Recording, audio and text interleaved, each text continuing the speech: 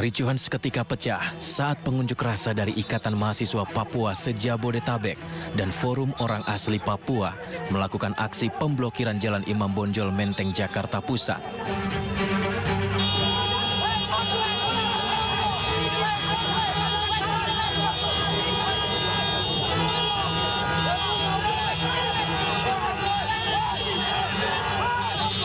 Seluruh pengendara roda 2 dan 4 termasuk bus Transjakarta yang akan melintas harus tertahan karena diblokade massa.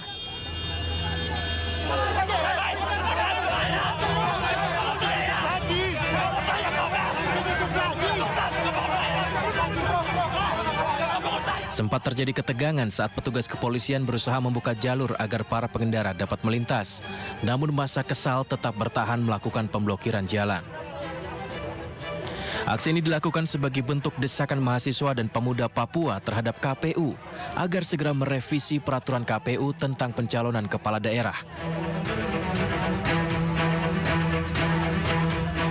Massa menuntut seluruh kepala daerah mulai dari wali kota hingga gubernur dijabat oleh putra asli Papua sesuai dengan Undang-Undang Nomor 21 Tahun 2001 tentang otonomi khusus bagi Provinsi Papua.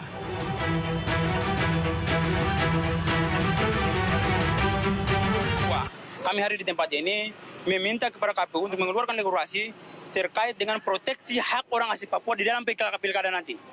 Jadi gubernur, bupati, wali kota harus orang asli Papua. Apa dasar hukumnya? Dasar hukumnya Undang-Undang Otsus dan Peraturan Pemerintah Nomor 106 Tahun 2021. Itu. Sehingga kami datang ke sini supaya KPU mengeluarkan regulasi khusus di Papua dari Sorong sampai Merauke. Berdasarkan Undang-Undang Otonomi Khusus, memberikan kesempatan kepada orang asli Papua, gubernur, bupati, dan wali kota harus orang asli Papua.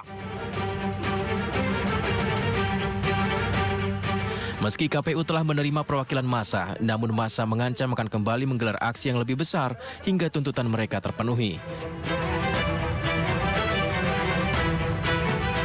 Dari Jakarta Pusat, Rani Sanjaya, iNews melaporkan. Pemirsa, kita awali Sindo Today dengan informasi sejumlah lapak di Pasar Induk Kramat Jati, Jakarta Timur hangus terbakar. Ya, sementara itu diduga akibat korsleting listrik, satu unit rumah di Dusun Panggilingan, Cakung, Jakarta Timur terbakar. Pasar Induk kebakaran.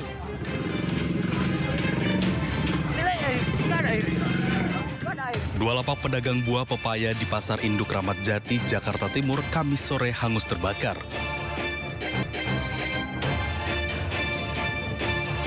Warga yang panik berusaha memadamkan api dengan alat pemadam api ringan serta alat seadanya agar tidak merambat ke lapak lainnya. Beruntung, api dapat segera dipadamkan. Petugas yang berada di lokasi dengan cepat melokalisir tempat kejadian dan melakukan olah TKP. Tidak ada korban luka maupun jiwa dalam peristiwa ini, namun kerugian ditaksir mencapai ratusan juta rupiah.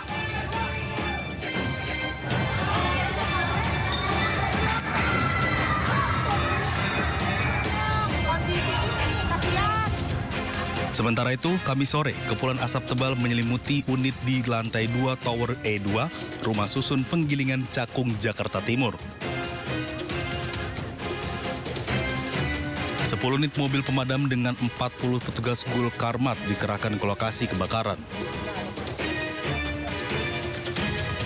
Petugas damkar yang tiba di lokasi langsung melakukan pemadaman api yang sudah merambat dan meluluhlantahkan seisi rumah.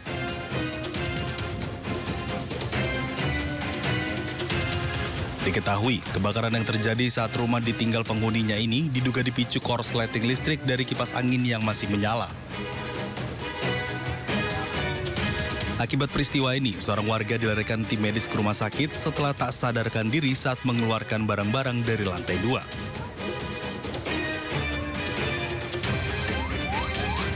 Dari Jakarta, Rio Manik, iNews melaporkan. Pemirsa, kobaran api hanguskan 10 ruko di Desa Krueng Panjang, Kecamatan Kuta Makmur, Kabupaten Aceh Utara. Ya, api diduga berasal dari korsleting genset.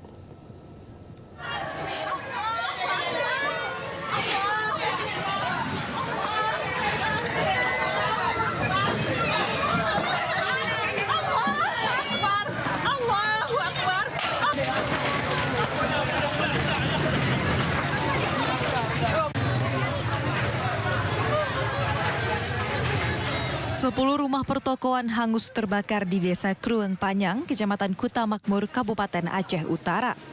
Suasana panik menyelimuti korban dan warga sekitar yang mencoba menyelamatkan diri serta harta benda mereka dari amukan si jago merah. Sumber api diduga berasal dari 1 unit genset. Akibatnya, 8 unit ruko berkonstruksikan kayu hangus terbakar, sementara 2 unit ruko berkonstruksikan permanen masih terselamatkan. Dugaan api berasal dari genset. Ini masih dugaan, Pak. Masih dugaan api berasal dari genset.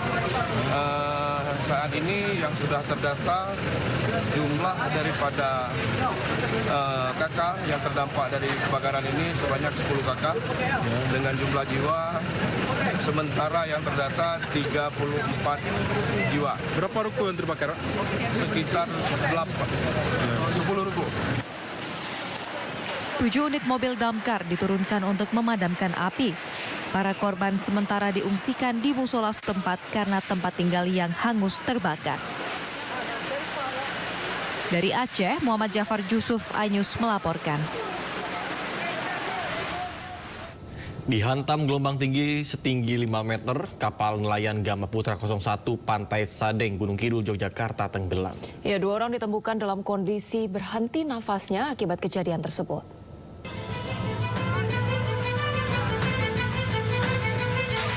Suasana duka menyelimuti kawasan Pantai Sadeng, Gunung Kidul, Yogyakarta saat 2 nelayan tewas tenggelam dievakuasi usai kapal yang ditumpanginya dihantam gelombang tinggi saat melaut. 2 nelayan, Agung Widodo dan Tata Prayogo, sempat hilang akibat kapal Gama Putra 1 yang ditumpangi diterjang gelombang tinggi saat mencari lobster. Keduanya nekat melaut berharap mendapatkan banyak lobster, namun kondisi gelombang pasang dan tinggi sekitar 5 meter. Naas, menjelang malam, kedua nelayan tak kunjung pulang. Warga pun menemukan bagian kapal Gama Putra mengapung di sekitar lokasi kejadian saat pencarian. Korban Tatak Prayogo ditemukan tersangkut jaring kapal tak jauh dari lokasi menebar jaring lobster dalam keadaan henti nafas sekitar pukul 6 pagi. Sementara korban Agung Widodo ditemukan beberapa jam setelahnya tak jauh dari lokasi korban pertama ditemukan. Gelombangnya memang tinggi. Memang gelombangnya memang saat itu pasang, jadi pasangnya bukan pasang biasa tapi memang pasang tinggi. Dan yang dari Pantai Sadeng itu yang aktivitas juga bukan hanya korban ini saja, namun banyak juga perahu-perahu yang memang berani. Petugas SAR Satlinmas menghimbau kepada warga dan nelayan untuk tidak nekat melaut saat kondisi gelombang tinggi. Dari Gunung Kidul, Yogyakarta, Kismaya Wibowo, iNews melaporkan.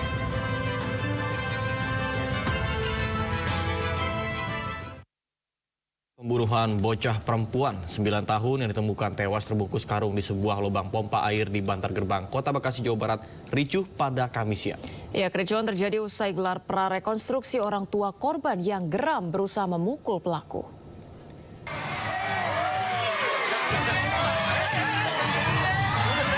Kericuhan terjadi usai prarekonstruksi kasus pembunuhan bocah perempuan 9 tahun yang ditemukan tewas terbungkus karung di sebuah lubang pompa air di Bantar Gebang, Kota Bekasi, Jawa Barat. Orang tua korban yang kesal mendekati pelaku dan berusaha memukul pelaku diiringi sorak-sorai warga. Beruntung kericuhan tak meluas karena polisi langsung mengamankan orang tua korban. Ada 34 adegan dalam prarekonstruksi tersebut. Adegan menggambarkan pelaku DS membunuh korban dengan mencekik. Korban kemudian dimasukkan ke dalam karung sebelum disembunyikan di lubang pompa air. Sementara motif masih diselidiki polisi. Yang mana kegiatan ini bertujuan untuk menguji keterangan pelaku dan juga fakta-fakta yang telah ditemukan dari hasil penyelidikan yang sudah ada. Nah, dari skenario prarekonstruksi itu awalnya ada 29 adegan bertambah jadi 5 adegan. Prarekonstruksi ini dihadiri ratusan warga yang ingin melihat pelaku. Warga berharap tersangka dihukum mati, terlebih korban dikenal sebagai anak yang baik. Dari Bekasi, Jawa Barat, Rahmat Hidayat melaporkan. Dan kita berlanjut ke informasi berikutnya. Satu keluarga, ayah, ibu, dan anak ditahan di Mapolda Metro Jaya. Mereka menjadi bandar judi online beromset 80 miliar rupiah dalam aplikasi Royal Domino.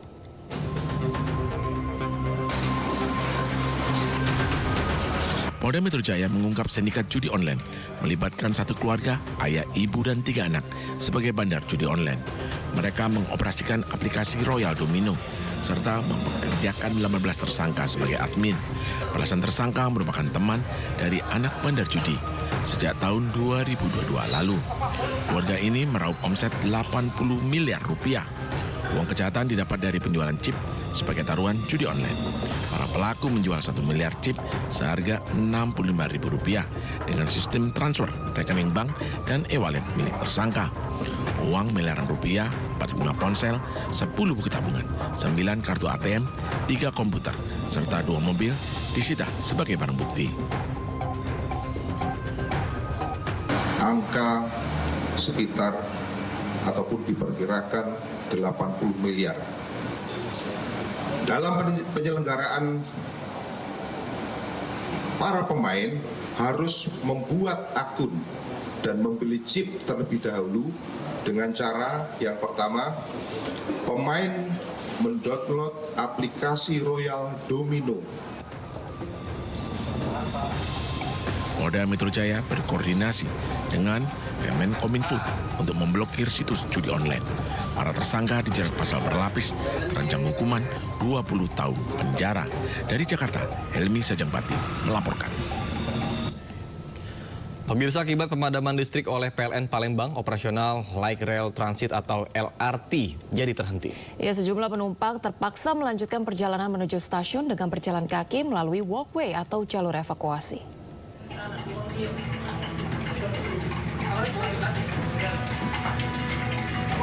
Selain penumpang yang melanjutkan perjalanan melalui walkway atau jalur evakuasi, sejumlah penumpang yang hendak menggunakan jasa transportasi LRT juga terlantar di stasiun LRT Jakabaring. Para penumpang mengaku kesal lantaran sudah menunggu berjam-jam di stasiun dan membuat aktivitas terganggu. Sementara itu, menurut Kepala Stasiun LRT DJKA, terganggunya operasional LRT lantaran 9 trafo milik PT KAI mati akibat pemadaman listrik. Ya terganggu lah, saya udah hampir 2 jam. Hampir 2 jam? Ya. Karena kesalahannya bukan dari PT KAI atau LRT, dari PLN, mereka sudah ngerti lah. Kalau listrik di LRT ini kan adanya 9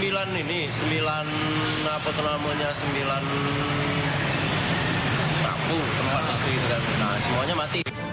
Pemadaman listrik serentak terjadi Selasa berdampak pada seluruh sektor kehidupan warga di Kota Palembang, baik sektor pelayanan, angkutan umum, hingga lampu lalu lintas. Dari Palembang, Sumatera Selatan, Erwin Setiawan, iNews melaporkan. Sementara gangguan kelistrikan juga berimbas hingga ke Lampung dan juga Banda Aceh. Ya, di Lampung mahasiswa menyerbu minimarket pemirsa untuk mengerjakan tugas kuliah. Sementara di Aceh, peternak ikan merugi hingga puluhan juta rupiah karena ikan-ikannya mati. Hati-hati. Tuh ada mobil. Seluruh wilayah Lampung gelap gulita sejak Selasa siang hingga Rabu dini hari. Akibatnya arus lalu lintas kacau dan aktivitas warga lumpuh. Sejumlah mahasiswa di kota Bandar Lampung harus memutar otak untuk menyelesaikan tugas-tugas kuliah dengan tenggat waktu yang diberikan.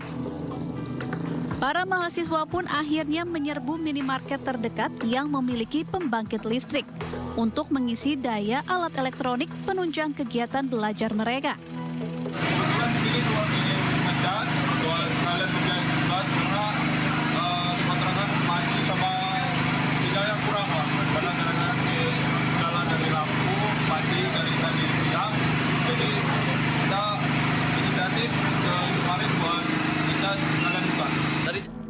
Sementara di Aceh, ribuan ikan bawal milik kelompok peternak di Desa Gece Komplek Kecamatan Banda Raya, Kota Banda Aceh, mati karena aliran listrik pengantar oksigen terganggu. Akibat padamnya aliran listrik, kelompok budidaya ikan merugi hingga puluhan juta rupiah. Beberapa hari ini sering terjadi padam listrik oleh PLN Aceh. Jadi dampak akibatnya ikan bawal yang umurnya sekitar hampir 3 bulan dan mungkin beberapa bulan lagi akan panen, yang seharusnya panen mati diakibatkan kurangnya oksigen karena mati listrik. Matinya ikan budidaya diperkirakan masih akan berlanjut karena pasokan listrik baru akan normal sepenuhnya esok hari. Dari Aceh Besar, Sukri Syarifuddin, iNews melaporkan. Pemirsa, ribuan buruh berunjuk rasa tolak kebijakan tapera di depan Istana Kepresidenan Jakarta. Ya, unjuk rasa tolak tapera juga berlangsung di Yogyakarta yang menganggap potongan upah kebijakan ini memberatkan buruh yang pendapatannya relatif kecil. Ini adalah pemantik untuk kita jangan semena-mena memutuskan kebijakan yang merugikan. Ribuan buruh dari kelompok pekerja dari KSPI, KSPSI, KPBI, Serikat Petani Indonesia, dan Organisasi Perempuan Percaya melakukan aksi unjuk rasa di kawasan Patung Kuda Jakarta menolak program tabungan perumahan rakyat atau TAPERA. Para buruh menuntut agar Presiden Joko Widodo mencabut PP nomor 21 tahun 2024 tentang TAPERA yang dianggap merugikan masyarakat. Kebijakan soal tapera yang memotong 3% gaji pekerja dianggap sangat berat, terlebih pendapatan para buruh relatif kecil.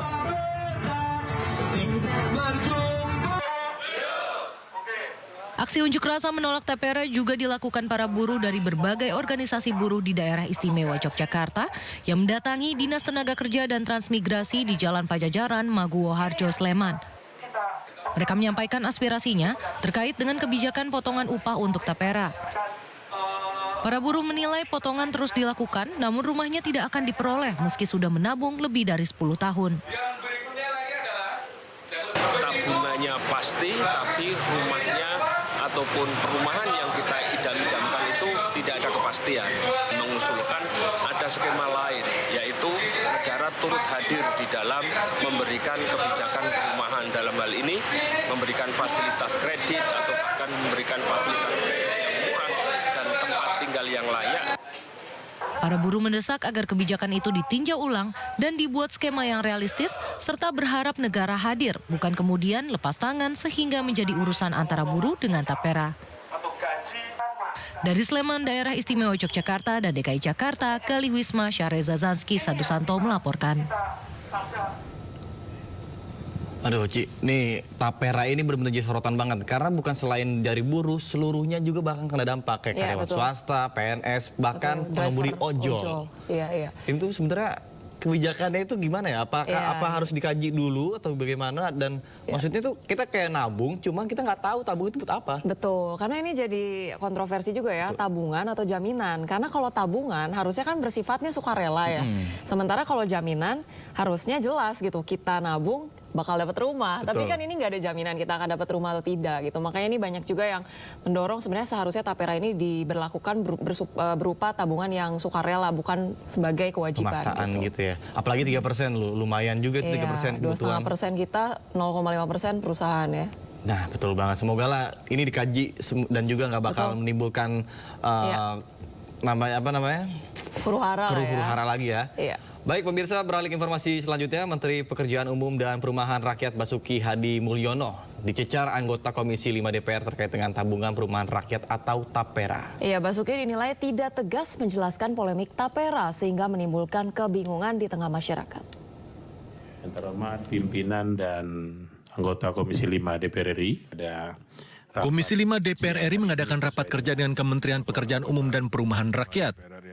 Menteri PUPR Basuki Hadi Mulyono mendapatkan cecaran soal tabungan perumahan rakyat tapera yang mendapat penolakan luas dari masyarakat. Terkait dengan IKN, Pak. Bahkan anggota Komisi 5 Irina Yusiana Roba menilai pemerintah tidak tegas menanggapi isu tapera. Nusa Dua padahal kadangkala ada beberapa dari pemerintah yang mengatakan ya itu kalau yang mampu nanti untuk subsidi yang tidak mampu. Mohon maaf Pak, subsidi itu kewajibannya negara, bukan sesama warga negara memberi subsidi. Kalau sesama warga negara namanya gotong royong gitu. Dan alangkah malunya negara yang tidak mampu hadir untuk menjawab dari tantangan yang masyarakat hadapi. Banyak banget dibahas. Namun Basuki tidak menjelaskan detail mengenai subsidi silang yang dimaksud. Basuki hanya menjelaskan sudah banyak program pemerintah terkait perumahan rakyat. Semuanya untuk memenuhi backlog perumahan, terutama untuk masyarakat berpenghasilan rendah dan ASN.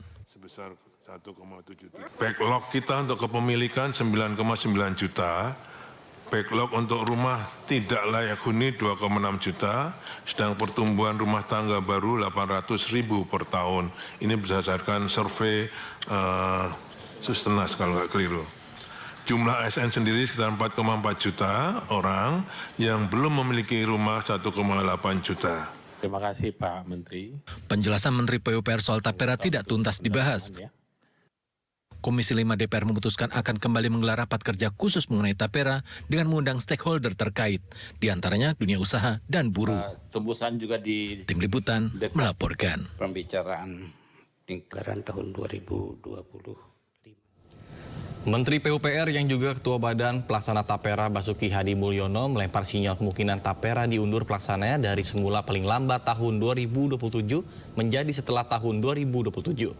Hal ini dikatakan setelah Basuki dicecar pertanyaan dalam rapat komisi DPR. Basuki dan Menteri Keuangan telah berdiskusi tentang kemungkinan diundurnya tapera. Alasannya karena BP Tapera berpikir tapera belum mendesak untuk dilaksanakan segera. Selain itu, selama ini pemerintah sudah mensubsidi bunga KPR untuk rumah murah hingga 100 triliun lebih. Sedangkan jika memaksakan tapera, baru terkumpul 50 triliun selama 10 tahun. Basuki sebagai Ketua BP Tapera kini menunggu usulan DPR untuk dengan tegas mengusulkan tapera ditunda dan disahkan menjadi keputusan politik.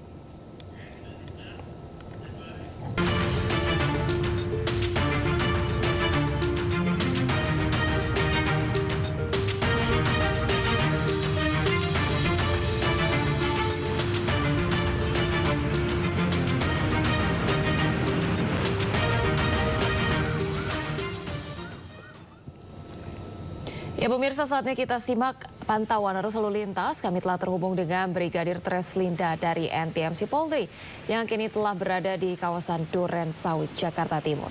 Baik, Brigadir Treslinda, bagaimana pantauan arus lalu lintas dari tempat Anda melaporkan? Silakan.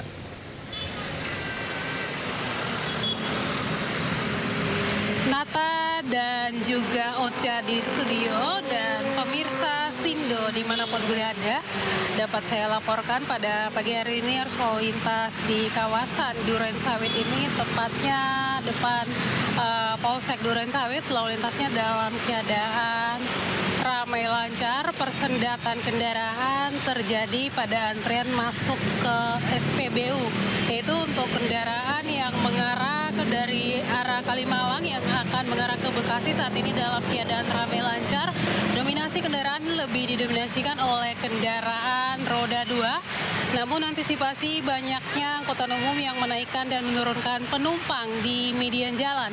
Kemudian kendaraan dari arah Bekasi yang akan mengarah ke Jakarta pada pagi hari ini juga dalam keadaan ramai lancar, di mana dominasi kendaraan yang akan mengarah ke Jakarta saat ini lebih didominasikan oleh kendaraan roda 4. Untuk itu kami himbau bagi Anda untuk selalu menjaga jarak aman kendaraan Anda serta batas kecepatan maksimum kendaraan Anda.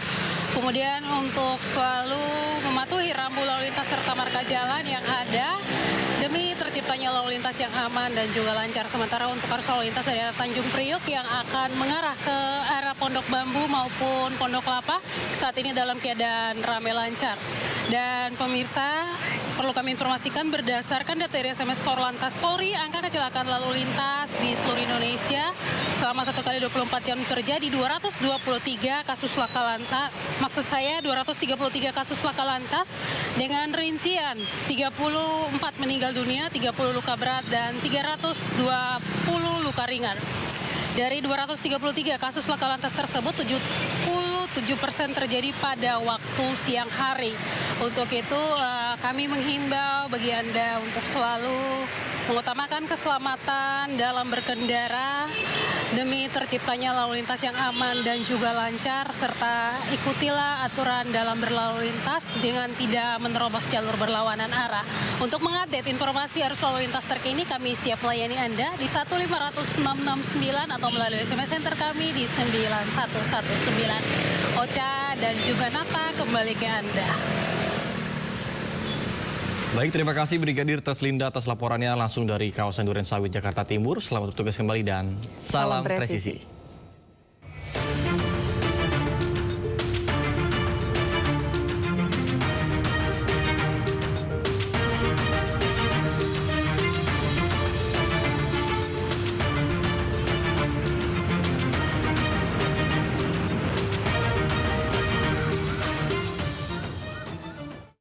Saya tidak pernah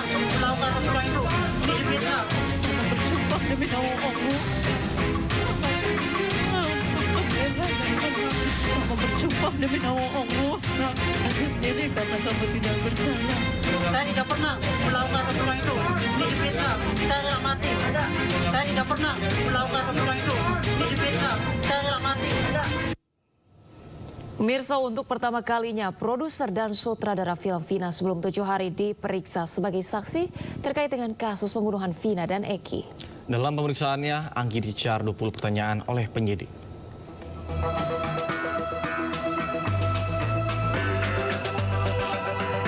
Usai diperiksa selama hampir 8 jam, Anggi Umbara keluar dari gedung Direktorat Reserse Kriminal Umum Polda Jawa Barat. Sedikitnya ada 20 pertanyaan yang dilontarkan oleh penyidik kepada Anggi. Dirinya berharap usai digelarnya pemeriksaan kali ini, kasus pembunuhan Vina dan Eki di Cirebon 2016 silam dapat menemukan titik terang. Perbuatan filmnya seperti apa, sampai akhirnya seperti apa. Itu doang sih. Berapa pertanyaan? Kira-kira berapa pertanyaan? Nggak tahu, ada banyak lah. 5 lembar lah. 20 pertanyaan? 30? 20 lebih. 20 lebih. 30-an lah. Itu cerita apa aja, Mas? Poinnya ya ini, mereka juga mau tahu kita dapat ceritanya dari mana, apa dari versi yang mana, apa segala macam. Terus ya detail-detail pembuatan filmnya. Oh, lebih ke detail filmnya. Pembuatan filmnya seperti apa, terus ya udah sih kita ceritain aja semuanya begitu. Kalau untuk produser ditanya apa? Beda. Dia produser beda penyidik sih. Tapi kayak kalau produser mungkin lebih ke formalitasnya ya, administrasi segala macam. Kalau saya kan lebih ke kreatifnya gitu. Dan karena tadi juga dikasih lihat ada yang CCTV tuh, kan ternyata buat CCTV gitu. Ternyata emang kita lagi syuting direkam gitu. Nah itu yang dijadiin CCTV jadi hoax lah gitu, disebar CCTV. Ya saya konfirmasi, oh ini yang kita lagi syuting, ini juga syuting dikasih. Ya mereka mempertanyakan itu dan semoga membantu lah. Berarti sebagian itu memang hasil syuting ya? CCTV itu hoax ya? Yang dikasih lihat tadi ke saya sih ya hoax ya, karena itu dari hasil syuting kita. Karena kan bisa kelihatan kan jaketnya kan beda tuh kan. Terus ada lampu gitu kan, pasti lah dari syuting. Tapi ada. Sebelumnya diketahui didampingi penasehat hukumnya Deraj Kalwani dan Anggi Umbara tiba di Mapolda Jawa Barat sekitar pukul 12.30 Kamis siang. Kedatangan mereka guna memenuhi panggilan Polda Jabar sebagai saksi kasus pembunuhan Vina dan Eki di Cirebon 2016 silam. Diketahui Anggi menerima surat pemanggilan sebagai saksi pada 3 Juni 2024. Tim Liputan iNews melaporkan. Ya, sementara itu pemirsa, kuasa hukum PG Mukhtar Effendi mendatangi gedung Direktorat Reserse Kriminal Umum Polda Jawa Barat pada Kamis sore. Ya, kedatangan kuasa hukum PG alias Peron ini bertujuan meminta berkas salinan perkara yang sedang disusun oleh petugas Ditreskrimum. Tak hanya itu, dirinya juga mengajukan penangguhan penahanan terhadap PG Setiawan. Diketahui rencananya pihak Direktorat Kriminal Umum Polda Jawa Barat akan melakukan tes psikologi terhadap Peggy dan keluarga pada Sabtu mendatang.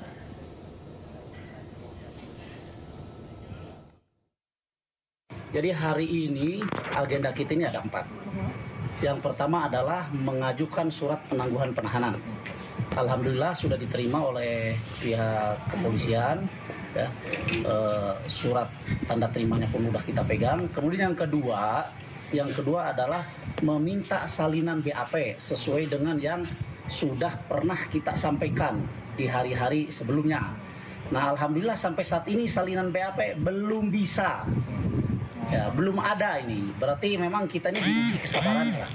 Untuk bagaimana caranya tim kuasa hukum PG ini menerima kenyataan yang ada nih bahwa salinan BAP sampai saat ini belum ada. Padahal ini kan waktu waktu terus berjalan ya. Waktu terus berjalan berkenaan dengan penahanan sementara untuk klien kami, yaitu PS. Kemudian yang ketiga ini ada informasi dari pihak kepolisian, dari pihak penyidik terutama, bahwa hari Sabtu nanti, hari Sabtu besok ini, berarti tanggal 8 ya, itu pihak penyidik akan mengundang ibunya Peggy. ibunya PS ya, saya ralat ibunya PS dengan bapaknya. Nah itu katanya akan diadakan tes psikologi. Saya nggak paham ini tes psikologi apa yang dimaksud oleh pihak penyidik. Tapi oke lah, kita ikutin itu selama itu memang prosedural. Nah termasuk PS-nya sendiri, kalau tadi saya dengar seperti itu, jadi ada 3 nanti yang hari Sabtu akan dites psikologinya, PS, ibunya sama bapaknya. Nanti sekitar estimasi waktu sekitar jam 9. Jadi ya syukur kalau nanti rekan media bisa terus mengikuti perkembangan ini. Ya. Kemudian yang keempat, hari ini sebetulnya kami mau bertemu dengan PS. Karena kebetulan ini kan hari Kamis. Hari Kamis ini adalah jadwal besuk untuk para tahanan. Kan itu ya. Apa tujuannya kami mau ketemu PS? Untuk mengklarifikasi tentang berita yang beredar sekarang, bahwa katanya kalau rekan-rekan lihat di stasiun TV itu ada perdebatan ya antara bapaknya PS ya, tentang ada 2 orang yang datang ke PS malam-malam minta tanda tangan mengatasnamakan kuasa. Ya pemirsa, sebelumnya kuasa hukum Peggy Setiawan juga menyurati Kapolri dan Bareskrim Polri untuk melakukan gelar perkara khusus atas penetapan kliennya yang dinilai janggal. Ya, kuasa hukum mempertanyakan dasar barang bukti yang digunakan penetapan tersangka Peggy.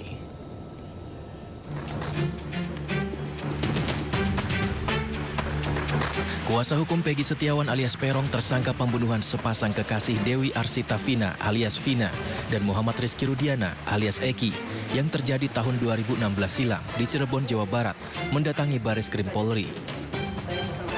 Kuasa hukum Peggy mengatakan kedatangan dirinya ke Bareskrim Polri untuk mengajukan surat permintaan gelar perkara khusus atas penetapan kliennya sebagai tersangka pembunuhan Vina dan Eki, di mana kuasa hukum mengirimkan 3 surat, yakni ke Kepala Biro Pengawas Penyidik Bareskrim Polri, ke Bareskrim Polri, dan ke Kapolri. Ya, permohonan gelar perkara khusus ya, gelar perkara khusus agar kasus Peggy Setiawan ini yang ditangani di Polda Jawa Barat ya, itu agar dilakukan gelar perkara khusus di sini ya. Jadi kami memasukkan surat ini ya agar digelar perkara khusus ini, ada 3 surat ya. Pertama, ini surat kepada Karwasidik Bareskrim Polri ya. Jadi Karwasidik itu Kepala Biro Pengawas Penyidik ya Bareskrim Polri. Yang kedua, ini Bareskrim Polri ya. Kepala Bareskrim Polri. Yang ketiga ini kepada Bapak Kapolri. Ini tanda terimanya. Tujuan ya agar dilakukan gelar perkara khusus ini karena kami sebagai kuasa hukum Peggy Setiawan keberatan atas penetapan tersangka karena Peggy Setiawan itu bukanlah Peggy alias Peron. Kalau memang Peggy Setiawan ini terlibat waktu kejadian tanggal 27 Agustus tahun 2016, polisi sudah pernah datang ke sana dan polisi tahu keberadaan Peggy Setiawan itu ada di Bandung. Kenapa tidak tangkap kalau memang terlibat? Dan alat bukti yang ada disampaikan oleh kepolisian sekarang ini, contohnya kan ijazah, ya kan, KTP, termasuk motor, itu tidak ada hubungan sama perkara. Seharusnya kalau memang dari pihak penyidik kepolisian waktu itu proporsional, kalau dikatakan di dalam putusan itu adalah kalau Peggy alias Peron itu melakukan penusukan, seharusnya polisi melihat sidik jari yang ada di samurai tersebut. Ini tidak ada. Dan baju yang ada dipakai oleh Peggy maupun korban itu seharusnya dites DNA. Gampang banget. Untuk perkara ini sebenarnya bukan perkara yang susah, perkara yang gampang untuk dibuktikan. Diketahui sebelumnya Peggy dijerat pasal 340 KUHP tentang pembunuhan junto pasal 55 ayat 1 ke 1 KUHP dan pasal 81 ayat 1 Undang-Undang Nomor 35 Tahun 2014 tentang Perlindungan Anak.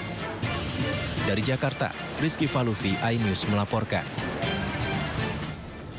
Ya pemirsa, tidak sampai di situ, tim kuasa hukum Peggy Setiawan juga menemui perwakilan Komisi 3 DPR RI Senayan, Jakarta. Tim kuasa hukum Peggy ingin meminta bantuan untuk mendapatkan keadilan bagi Peggy yang dinilai tidak bersalah dalam kasus pembunuhan Vina.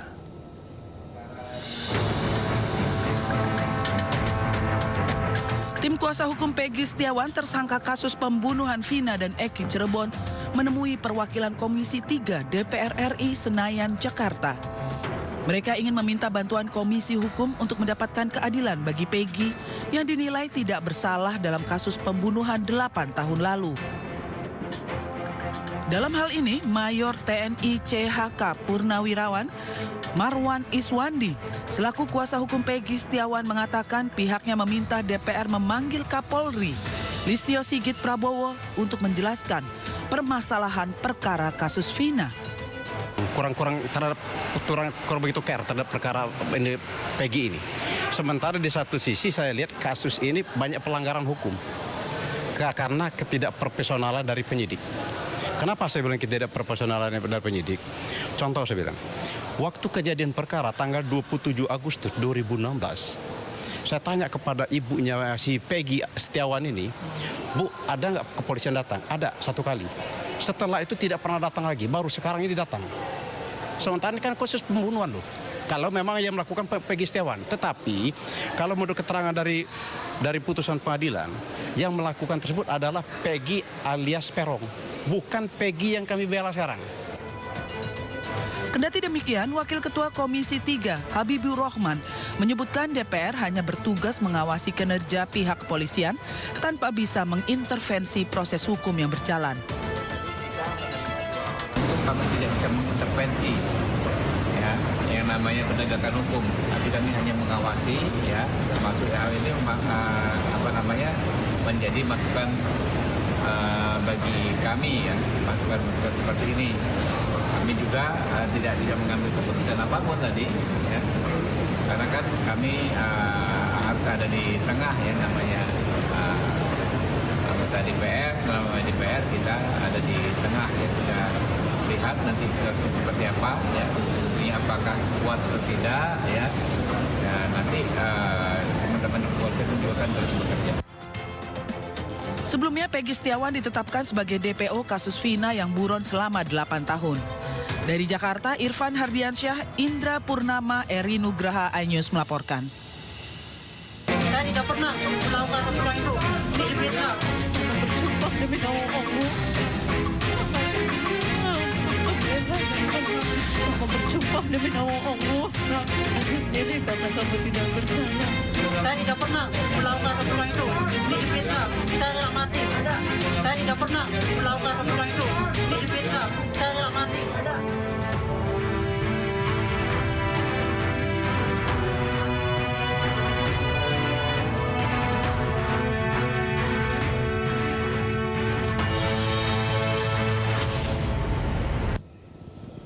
Ya, kita ke informasi lainnya pemirsa. Presiden Joko Widodo memastikan persiapan upacara Hari Ulang Tahun RI 17 Agustus 2024 di Ibu Kota Negara Nusantara IKN, Kalimantan Timur sudah rampung 80%. Presiden optimis perayaan Hari Kemerdekaan ke-79 akan dilaksanakan di Ibu Kota Negara Nusantara.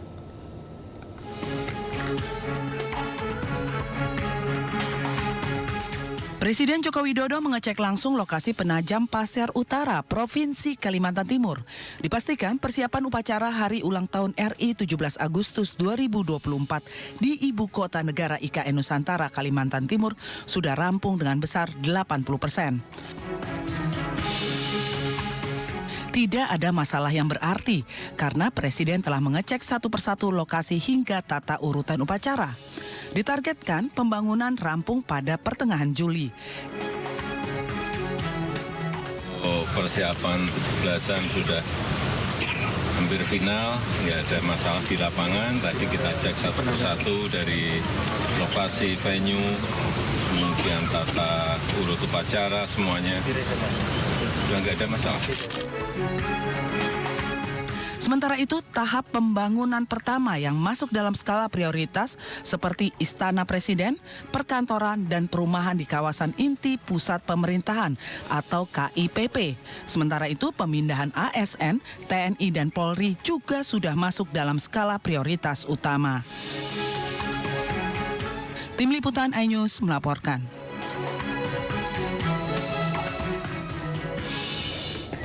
Pemirsa, Presiden Joko Widodo direncanakan akan berkantor di Ibu Kota Nusantara atau IKN Kalimantan Timur pada bulan Juli dengan syarat jalan tol dan bandara serta air telah siap digunakan. Segala upaya dikerahkan dalam kesiapan pembangunan IKN dalam menerima kepala negara maupun pelaksanaan HUT kemerdekaan Indonesia pada Agustus mendatang. Direncanakan hingga akhir bulan Juni, semua fasilitas di Ibu Kota Nusantara IKN, Kalimantan Timur telah siap digunakan seperti fasilitas air atau instalasi air Bandara Internasional dan jalan tol dari Balikpapan hingga Kalimantan Timur terhubung. Bulan awal Juli 2024 IKN siap menerima Presiden Joko Widodo berkantor di Penajam Pasir serta kesiapan dalam pelaksanaan HUT kemerdekaan Indonesia pada Agustus mendatang. Istana Negara dan kantor Presiden di IKN akan diresmikan fungsional pada Juli 2024 dan dipastikan jika setiap bangunan di IKN termasuk Istana Negara dan kantor Presiden sudah tersedia listrik, air, dan internet.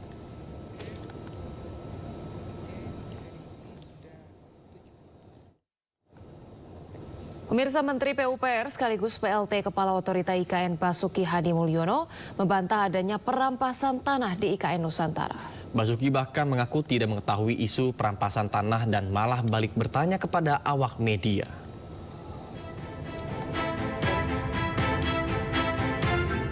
Pelaksana tugas PLT Kepala Otorita Ibu Kota Negara Nusantara IKN Basuki Hadi Mulyono merespon tudingan masyarakat sipil Kalimantan Timur terkait adanya perampasan tanah oleh pemerintah. Basuki memastikan tidak adanya tindakan perampasan tersebut dan selalu diingatkan oleh Presiden Joko Widodo untuk selalu mengedepankan masyarakat dalam pembangunan IKN. Bapak Presiden itu arahnya utamakan kepentingan rakyat. Itu. Ya belum tahu, saya baru ditunjuk. Ya kalau demo kan di mana-mana demo ya. Jadi saya kira saya nggak bisa jawab. Iya, kita pelajari dulu bos, gini belum apa-apa, pertanyaannya berat. Namun Basuki Hadi Mulyono belum memastikan apakah semua masyarakat telah dilibatkan. Dirinya masih perlu beradaptasi dengan tugas barunya sebagai PLT Kepala Otorita IKN Nusantara. Sebelumnya dalam sebuah siaran podcast Indonesian Corruption Watch, sahabat ICW menyatakan pembangunan IKN penuh dengan polemik, terutama soal perizinan dan kepemilikan tanah. Dari Jakarta, Muhammad Zulhilmi, Dia Sitriawan, iNews melaporkan.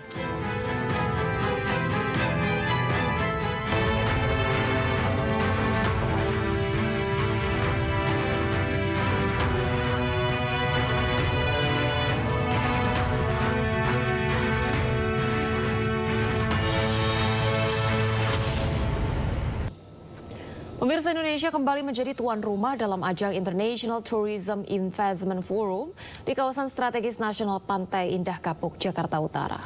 Event yang bertujuan untuk meningkatkan investasi pariwisata ekonomi kreatif ini menargetkan realisasi investasi senilai 3 miliar dolar Amerika Serikat.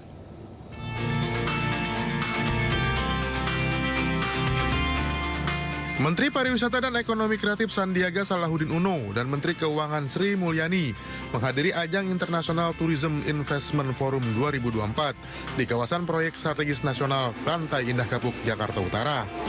Mengambil tema Elevating Tourism Investment for Sustainable Growth, event ini menghadirkan ratusan investor global dan pemangku kepentingan untuk mendorong peluang investasi di sektor parekraf. Kita melihat bahwa ada permintaan dari sisi pasar yang terus berkembang ke arah sustainable tourism, di mana kita butuh investasi yang lebih besar. Tahun lalu 3 miliar dolar investasi di pariwisata ini lebih banyak, hampir 50% di hotel-hotel yang konvensional. International Tourism Investment Forum 2024 yang berlangsung dari 5 hingga 6 Juni 2024 membidik realisasi investasi senilai 3 miliar dolar Amerika Serikat. Dari Jakarta, Esra Ambarita, Fakih Satrio, iNews melaporkan. Pemirsa, DPP Partai Perindo memberikan dukungan penuh kepada bakal calon bupati dan calon wakil bupati Kabupaten Induga-Namia Gwijangge dan Obed Gwijangge untuk maju di Pilkada Serentak 2024. Penyerahan surat dukungan ini dilakukan di kantor DPP Partai Perindo, Menteng, Jakarta Pusat. Ketua Harian Nasional DPP Partai Perindo Angela Tanusudibyo memberikan surat dukungan kepada calon Bupati dan Wakil Bupati Kabupaten Enduga, Namia Gwijangge dan Obed Gwijangge. Dukungan diberikan karena pasangan ini memiliki kesamaan visi dan misi dengan Partai Perindo, yaitu fokus mengusung konsep ekonomi kerakyatan untuk meningkatkan kesejahteraan masyarakat. Saya langkah-langkah depan, saya akan bangunkan kantor Partai Perindo di Kabupaten Duga. Setelah itu, saya akan libatkan pengurus-pengurus partai yang ada di sana, libatkan di dalam kegiatan-kegiatan pemberdayaan ekonomi kerakyatan. Dan kami melihat Papua Pegunungan ini memiliki potensi yang sangat luar biasa dari segi alamnya juga indah ya, pariwisatanya masih bisa dibangun, kita bicara sektor pertanian juga masih bisa digarap, dan tentunya bagaimana kita terus bisa meningkatkan kesejahteraan ya. Melalui dukungan ini, Partai Perindo juga menyatakan kesiapannya untuk memenangkan pasangan Namia Gwijangge dan Obed Gwijangge dengan menurunkan seluruh pengurus, kader, dan simpatisannya. Dari Jakarta, Hendri Aprilia Ari Setiawan, iNews melaporkan. Terima kasih Anda masih bersama kami di Sindo Today pemirsa. Sidang isbat penentuan Hari Raya Idul Adha akan digelar sore nanti di Gedung Kemenak Jakarta. Ya, mengutip laman resmi Kemenak RI, sidang isbat akan dilaksanakan pada Jumat 7 Juni 2024 atau hari ini. Sidang akan digelar di Auditorium Kemenak, Jalan MH Tamrin, Jakarta, dan dihadiri oleh Komisi 8 DPR RI, pimpinan MUI, Duta Besar Negara Sahabat, perwakilan Ormas Islam, serta tim Hisab Rukyat Kemenak. Sidang isbat akan digelar mulai pukul 4 waktu Indonesia Barat, dengan terlebih dahulu diadakan seminar terkait posisi hilal dan dilanjutkan dengan sidang isbat. Diketahui pantauan hilal di Arab Saudi menetapkan Idul Adha jatuh pada hari Minggu tanggal 16 Juni 2024. Dari informasi lainnya pemirsa, kabar duka diterima keluarga jemaah calon haji asal Tangerang Selatan, Banten. Ya, jemaah calon haji ini meninggal karena serangan jantung setelah 3 hari tiba di Arab Saudi.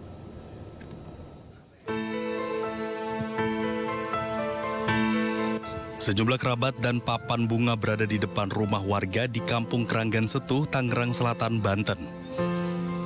Ya, seorang calon jemaah haji meninggal dunia setibanya 3 hari di Arab Saudi untuk menunaikan ibadah haji. Jemaah calon haji yang meninggal bernama Amarto Abdullah Samin. Dirinya berangkat berdua bersama istrinya dari Kloter 45 Embarkasi Tangerang Selatan, Banten. Saat berangkat menuju Tanah Suci, korban mendapatkan rekomendasi dari dokter jantung dirinya dalam kondisi sehat. Namun, menurut putra sulung almarhum, setelah 3 hari tiba di Arab Saudi, ayahnya terkena serangan jantung. Berdua kebetulan dia daftar dari tahun 2012, seharusnya berangkat tahun 2022. Tapi kebetulan karena ada COVID mundur 2 tahun, jadi berangkat tahun 2024. Bapak dan ibu itu masuk di Kloter 45, rombongan 10, Pondok Aren, Tangerang Selatan. Kalau berangkat itu Bapak kondisi sehat, tapi namanya orang tua itu punya riwayat sebenarnya. Dan udah ada rekomendasi dokter, artinya Bapak aman dan Ibu untuk bisa menunaikan ibadah haji ke Tanah Suci. Keluarga sudah merelakan ayahanda berpulang di rumah Allah. Usai mendapatkan kabar meninggal, jenazah almarhum langsung dimakamkan di Mekah. Almarhum meninggalkan 1 istri, 5 orang anak, dan 1 orang cucu. Dari Tangerang Selatan, Banten, Nunung Purnomo, iNews melaporkan. Pemirsa, Dirjen Penyelenggaraan Haji dan Umroh Hilman Latif memperingatkan jemaah haji Indonesia agar tidak menunaikan haji tanpa visa haji resmi. Ya, sebab pemerintah Arab Saudi menerapkan aturan baru dengan sanksi sangat berat.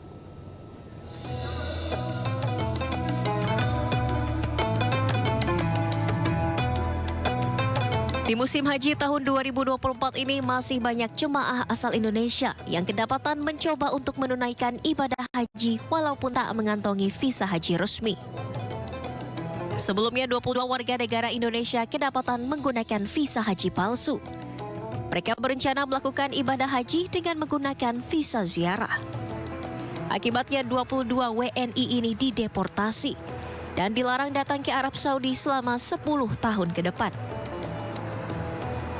Sementara itu, otoritas keamanan Arab Saudi kembali menangkap 37 warga negara Indonesia asal Makassar yang kedapatan menggunakan gelang dan ID card haji palsu. Mereka ditangkap di dalam bus yang disewa sebesar Rp17.000. Pemerintah Indonesia pun kembali mengimbau seluruh jemaah haji agar mengikuti aturan. Selain guna menjaga hubungan baik dengan pemerintah Arab Saudi, namun juga sanksi yang diterapkan otoritas Arab Saudi cukup berat. Untuk jamaah Indonesia yang tidak menggunakan visa haji dan tidak memiliki otoritas untuk melaksanakan haji atau dokumen yang mendukungnya di tahun ini, mohon bisa mengikuti peraturan yang ditetapkan Saudi. Mereka sudah longgar, memberikan visa 3 bulan, memberikan multiple visa, memberikan visa ziarah menjelang puncak haji ataupun pada saat waktunya umroh, ya, masih bisa umroh. Tapi juga mereka sudah menegaskan mulai tanggal 6, ya, harus meninggalkan Makkah, gitu kan? Harus meninggalkan Makkah. Jadi di satu sisi mereka visanya terbuka, di sisi yang lain ada aturan loh yang harus Anda patuhi. Nah, ini tolong kita jaga sama-sama. Dari Arab Saudi, Tim Liputan iNews melaporkan. Pemirsa, sejumlah masyarakat yang tinggal di sekitar Pantai Kembar, Kebumen, Jawa Tengah membangun pusat konservasi penyu. Selain menawarkan keindahan alam, pengunjung juga bisa belajar cara melestarikan hewan yang dilindungi.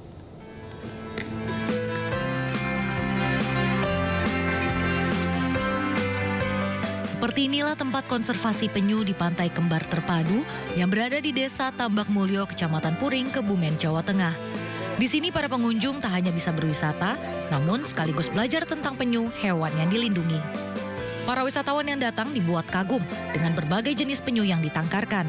Sebagai sarana penelitian dan edukasi, wisatawan dapat mengetahui tindakan pelestarian penyu mulai dari telur, menetas, hingga tukik atau anak penyu dilepas liarkan ke habitatnya. Ada 3 jenis penyu yang ditangkarkan, penyu sisik, penyu hijau, dan penyu lekang. Untuk berkunjung ke konservasi penyu ini, masyarakat tidak dipungut biaya alias gratis. Wisatawan hanya perlu membayar seikhlasnya untuk membantu biaya operasional konservasi penyu. Tentang betapa pentingnya alam, terutama di penyunya itu sendiri, agar alam itu bisa lestari, laut itu bisa lestari, ya itu, dan juga nantinya bisa membawa dampak ekonomi untuk masyarakat di Kembar Terpadu ini, Desa Tambak. Tujuan dibangunnya konservasi penyu berbasis ekonomi masyarakat di Pantai Kembar, Kebumen untuk meningkatkan kesejahteraan masyarakat lokal. Mengedukasi dari para pengunjung tersendiri. Yang kedua bisa pemberdayaan alam. Melestarikan hewan yang dilindungi harus dilakukan agar terjaga harmonisasi dengan alam. Dari Kebumen, Jawa Tengah, Joharyanto melaporkan.